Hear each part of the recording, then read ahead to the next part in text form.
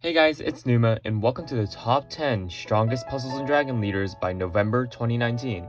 Now, if you haven't been playing this game and you're getting back into it, or you're completely new to the game, it's important to know that there's a huge character inflation going on. Gung-Ho is releasing extremely powerful characters super quickly, so all these characters are subject to change anytime. It's also important to note that this ranking is entirely based on my opinion, and other people may have different rankings.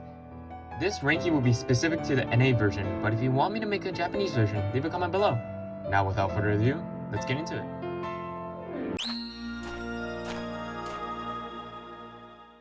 Ranking in at number 10 is Dark Color Omega. To start off, Dark Color Omega has pretty good awakenings, having 3 50% or less enhances, and having Damage Board Piercer, which I will be calling DVP, as a super awakening. So yeah, he has pretty good damage capabilities all by himself. His skill halves his HP and creates a row of fire and a row of dark. This goes well with his leader skill, raising dark and fire HP by 2, and raising attack by 18, and reducing damage by 25% when HP is less than half. Omega's powerful and all, but he has a pretty big weakness that he has to consistently be under 50% HP, being hard to maintain and also just a drag for us. His survivability is also super low. And to be frank, there isn't really many good self-damaging fire attribute characters in this game, having a lack of good subs ranking him at number 10. Side note, the number 10 spot isn't exclusive to really Omega. Like, there's a lot of characters that can be in the number 10 spot right now. Like Emi Shiro and Swimsuit Bellowa are equally as powerful to Omega, maybe even more powerful, I don't know. That just depends on how you play. But yeah, I just chose Omega because I just chose him. Next up, let's go.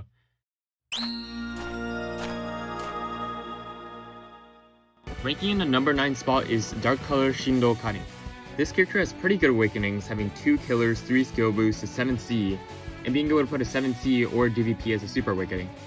I prefer 7C over DVP, but that's up to you. She has a very powerful skill that enhances light and dark attribute attacks by 2 and halves damage for 3 turns. Her leader skill raises light HP by 1.5, attack by 16, and recovery by 12, also extends control time by 2 seconds. Her skill can make up for the lack of damage reduction on her leader skill, and the fact that you can put ZETA into the party makes her even more powerful.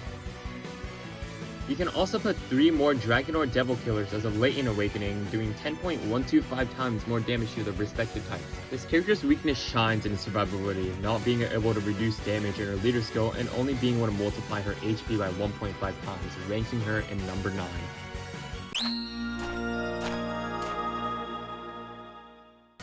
Just realizing the amount of dark colors that are on this list. It's alright though, spoiler, this is the last one. Last dark color, okay? Anyway, Dark Zeta has very powerful awakenings, having 3 50% or less enhances, and having a DVP as awakening like Dark Omega. His skill halves his HP, has a breath, and randomly creates 6 water, dark, and heal orbs each. This skill takes 8 turns to charge, becoming one of his biggest strengths, for reasons I'll get to later. His leader skill raises water attribute HP by 2 times, raises damage by 14 times, as well as reduces damage by 25%. This character's biggest strength, as I mentioned earlier, is his short skill turns, allowing you to put 2 more Zetas in as subs to get 4 Zetas in total if you have him as a leader friend. This means you can consistently keep your HP at less than 50%, as well as create water, dark, and heal orbs every other turn. It's a lot stronger than Omega due to having that skill, also for being a water attribute and having a lot better subs than Omega. Being a self-damaging leader, however, brings him down the list mainly because his low survivability, which ranks him down to number 8.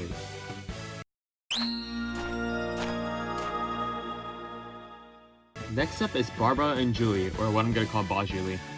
BaJulie is full of killers, having 6 originally and 7 when you put a super awakening on it, and basically 10 if you put 3 latent killers on it. That's crazy. Their skill makes a bicolor board of fire and water and breaks defense for 1 turn.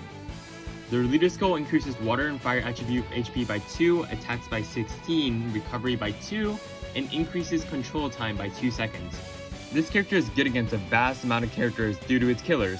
Their skill is a very powerful bicolor skill, allowing to easily create a DVP and easily activate their leader skill.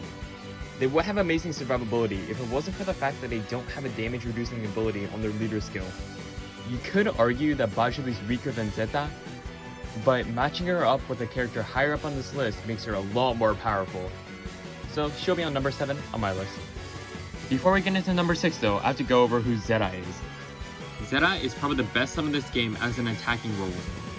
She has amazing stats, a broken skill, and when you put a super bonus attack on her, her damage output goes crazy. Her skill creates a bicolor board of either wood or light based on if you use wood ZETA or light ZETA and heal orbs, and also adds 2 combos after your turn. Alright, enough of that, let's get into number 6.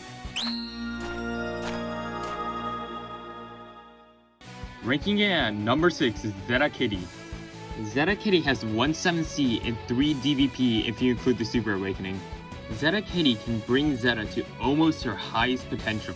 Kitty's skill completely mimics ZETA's, except Kitty nullifies attribute absorption instead of adding 2 combos, which is weaker, but still strong if you put 2 ZETAs as subs and Kitty as a leader friend. This will mean you have 4 bicolor skills in your party. Her leader skill raises wood attribute HP by 2 times, attack by 12 times, and recovery by 2 times, and adds 1 combo if you clear 9 orbs at once. This means with a Kitty leader, if you use ZETA skill and make a DVP, then 4 combos are added after clearing. ZETA Kitty doesn't have a damage reducing ability, but her biggest weakness is an attack power, only having a multiplier of 144 with a Kitty friend leader. Even with 2 ZETAs in the party, she still lacks attack power to beat stages like Alternate Grotesque Being. However, she still ends up on my number 6 list because of, well, ZETA. ZETA's broken.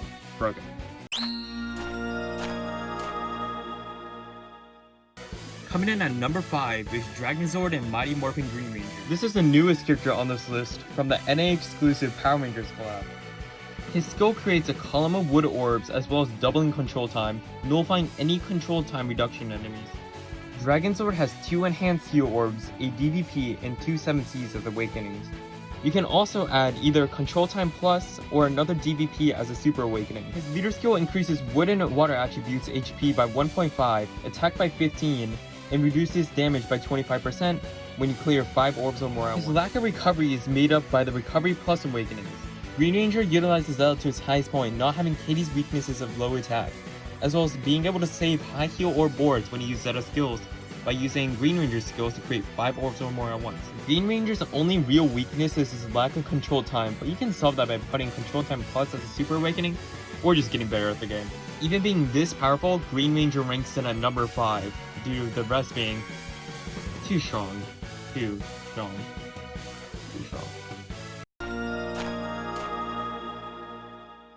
Ranking in at number 4 is VELKHANA. VELKHANA has 2 7Cs and a DVP for its awakenings, and you can put a 7C as a super awakening. His skill is very powerful, being a 3-turn 2.5 times enhance of water orbs, and will make water orbs more likely appear for 3 turns. His leader skill makes water attribute HP by 2 times, attack by 20 times, and reduces damage by 35%. To get this damage reduction, however, you have to heal 100,000 HP at once. How is that possible without VELKHANA having a boost and recovering on his leader skill, you ask?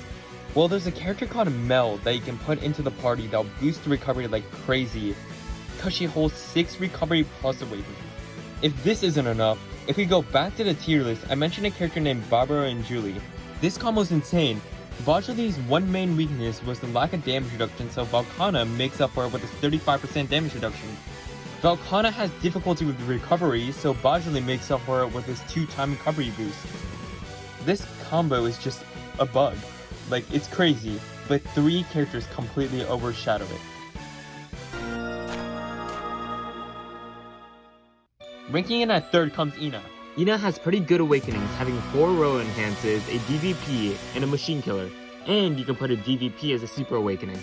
Her skill creates 2 dark orbs and extends control time by 1 second. As this skill takes 3 turns to charge, you can also assist the character on this for anything you really want.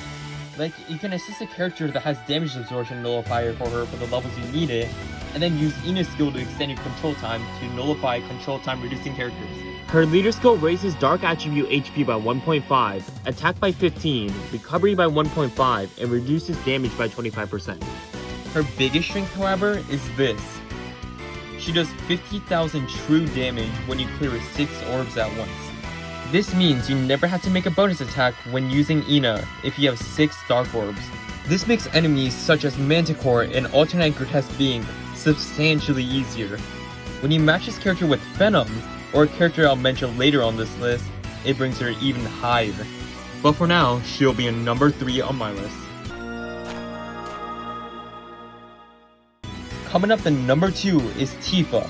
Tifa has decent awakenings with 5 light row enhances, and as for super awakenings, you can really put any of them. It's fine, it just depends on her playstyle. Her skill changes heal orbs to light orbs, enhances light orbs, and reduces damage by 35% for 3 turns. Her leader skill makes the board a 7x6 board and raises light attribute HP by 1.5, attack by 12, and recovery by 6 times. This multiplier on healing is the biggest reason Tifa is in number 2. She can use Light ZELA as the summoner party, as well as have amazing combinations with a vast amount of friend leaders, one of which stands as the final character on this list. What monster of a character can stand on top of this inflation-filled game? Well, ranking in at number 1 is Halloween Madu. Madu has 2 2-prongs and 3 DVPs for her awakening. She can also use one of 3 killers, being God, Devil, and Physical Killer, as a super awakening. You can also put one of those 3 killers as a latent awakening as well to do 10.125 times more damage against that type. Her skill is equally powerful, adding 3 combos for 1 turn and delaying the enemy's turn by 3 turns. Her leader skill boosts Dark and Fire HP by 2 times, attack by 16 times, and reduces damage by 25%, all from clearing 5 orbs. That's it. You only have to clear 5 orbs to activate all of those. The amount of value you get from clearing those 5 orbs is busted. Like, this is no joke. It's crazy. Crazy. Of course you can match Halloween Madu with another Halloween Madu, but another strong point to Madu is that you can match her up with a character in the number 3, Ina, to get an insanely powerful party, as well as match her up with the character in number 2, Tifa. These characters cover her weak points, like Tifa covering healing for her because she has super low healing. Being able to match with the strongest characters in this game while having busted strength, then obviously she's going to be at the top of this game. Alright, this is going to be the end of this video. Make sure to like and subscribe, and if this does well, I'll probably start making more of these videos. Comment if you have anything you want me to do, any suggestion you have, like this mic audio quality. That's not the move, it's nasty. But thanks for watching, and I'll hopefully see y'all later.